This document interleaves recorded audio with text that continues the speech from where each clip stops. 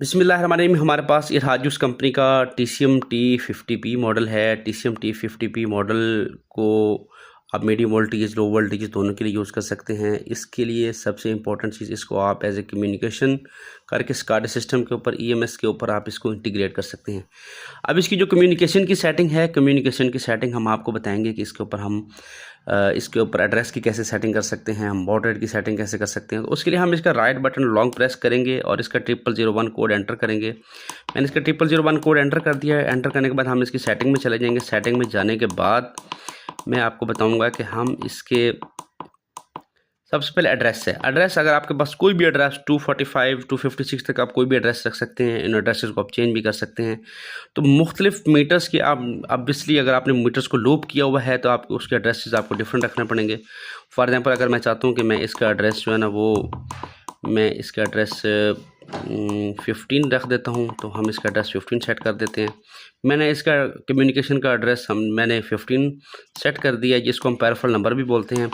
उसके बाद इसके बॉड रेट की सेटिंग है, तो इसमें डिफरेंट हम बॉड रेट्स की सेटिंग कर सकते हैं। हम 19200 38,400 1200 2400 4800 9600 और 38,400 तक हम इसके बॉड रेट को सेट कर सकते हैं। ये मैंने बॉड रेट सेट कर दिया। उसके बाद इसका पैरिटी बिट है। पैरिटी बिट आप कोई भी रख सकते हैं, N81 कर सकते हैं। नॉर्मली N81 ही यूज़ करते हैं अगर आपने 9600 बॉड रेट यूज़ कर रहे हैं तो डिफरेंट स्पेसिफिकेशन रिक्वायरमेंट के मुताबिक आप इसके डिफरेंट बॉड रेट्स की सेटिंग कर सकते हैं। तो इस सेटिंग को सेव कर देंगे, हम इसकी सेटिंग को सेव कर देंगे। लेकिन इससे साथ साथ हम आपको बताएंगे कि इसके कम्युनिकेशन के कनेक्शंस कैसे होंगे।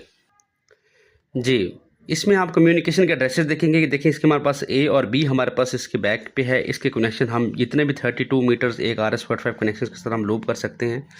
तो हम क्या करेंगे कि इसमें A से जो केबल निकलेगी दूसरे मीटर के A में जाएगी, जो B से केबल निकलेगी तो दूसरे मीटर के B में जाएंगे। इस तरह सेम एज इट इज़ ये RTU के अंदर चले जाएंगे और सेम A और B आपस में हम मीटर्स को हम लूप करके जा रहे होंगे। और लूपिंग के बाद हमारे पास 2 केबल्स आएंगी जो कि हम RTU में देंगे। RTU में देने के बाद हम उसके बाद RS-485 हम ईथरनेट या वाईफाई कन्वर्टर लगा देंगे।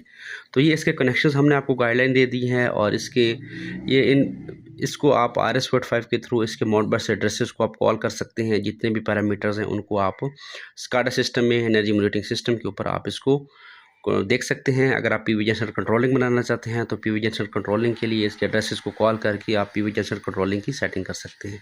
Thank you so much.